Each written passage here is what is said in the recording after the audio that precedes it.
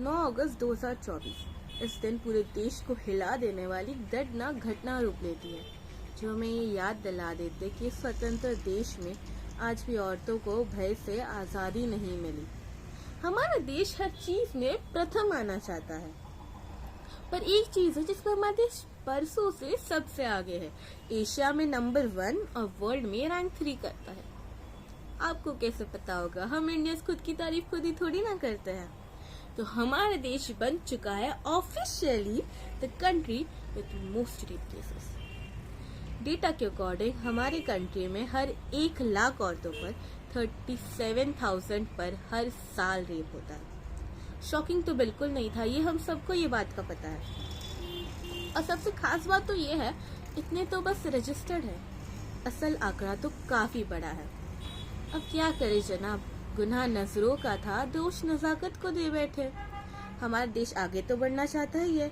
अब अक्सर लोग शुरुआत बदलाव से करते हैं, हम बलात्कार से करेंगे। और आपको पता है कि इंडिया की सेफेस्ट सिटी कौन सी है? कोलकाता। हाँ, वही कोलकाता, जहाँ की जाने माने हॉस्पिटल, जहाँ दिन रात में भी दिन जैसी भीड़ रहती है, वहाँ की एक फीमेल पीजीटी जो अपने कर्म को अपना सर्वस्व और मेहनत को अपना धर्म मानती थी, उसका जाहिल रूप से बलात्कार और कत्ल हो जाता है। उस निर्दोष को इतने घाव दिए जाते हैं जो किसी इंसान को 3 बार मौत दे सके। एक पेल्विक फ्रैक्चर जो किसी अंग पर से ट्रक गुजरने पर हो, उसने उस रात झेला। वजाइना में हेयर क्लिप, आंखों में कांच और पूरे शरीर में ब्रूजेस, और ये लिस्ट यहीं पर खत्म नहीं होती।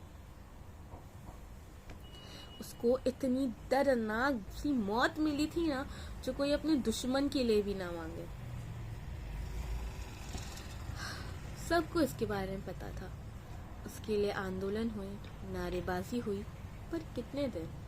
उसके बाद क्या था? 2-3 छोटे मोटे रेप ही तो हुए।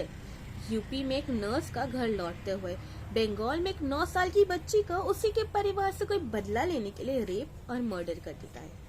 महाराष्ट्र के कोल्हापुर में 2 नन्ही जानों का रेप हो जाता है, जिसमें से एक की मौत हो जाती है। कहीं कोई नीट एस्पिरेंट को 6 महीने तक सताया जाता है, तो कोई लॉ कॉलेज में लॉ ही और टिक नहीं पाता है।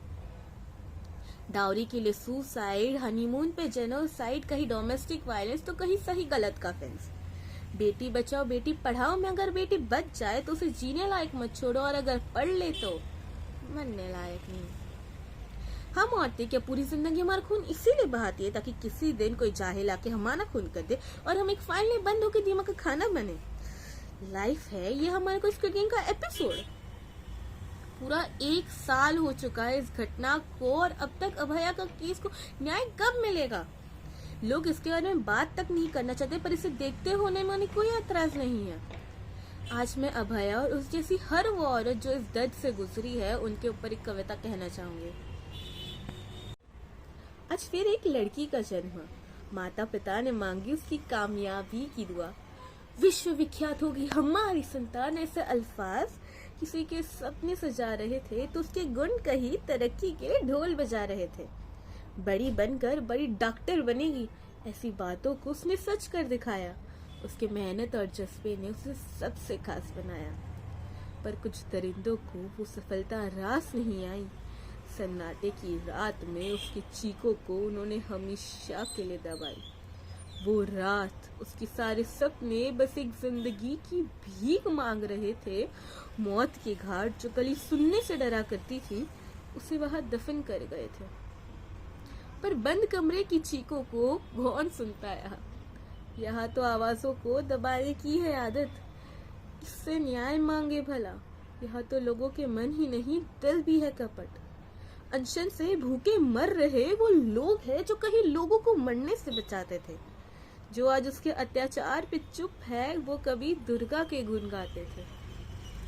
संसद ने भी अपने भ्रष्ट होने का नया उदाहरण पेश किया।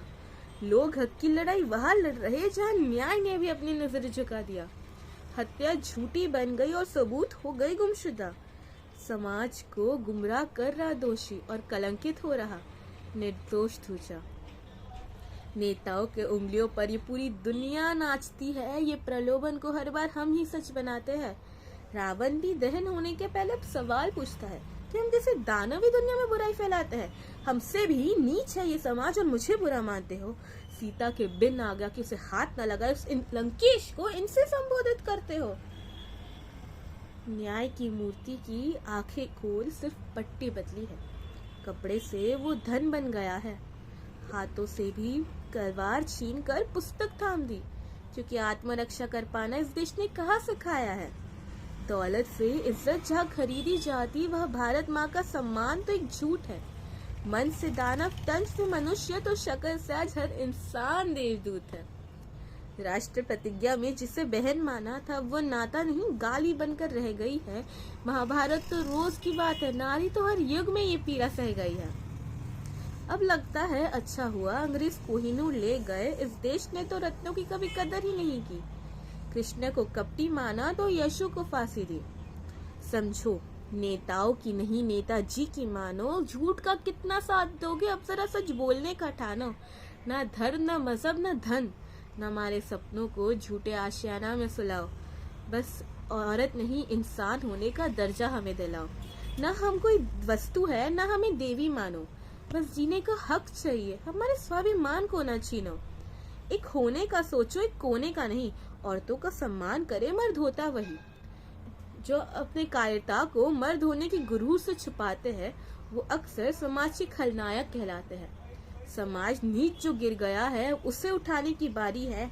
कल्कि का इंतजार छोड़ो, अब दुर्गा त्रिशूलधारी है। आओ मिलकर करिए फैसला कि फिर कोई अभया निर्भया नहीं बनेगी, और तिलोत्तमा के लिए इंसाफ नेताओं के कुर्सी तले नहीं दबेगी। अब संघर्ष नहीं, संग्राम करो, फैसला तुम्हारा है। इंसाफ से डरो या इन सब के लिए वीर की तरह लड़ो। धन्यवाद।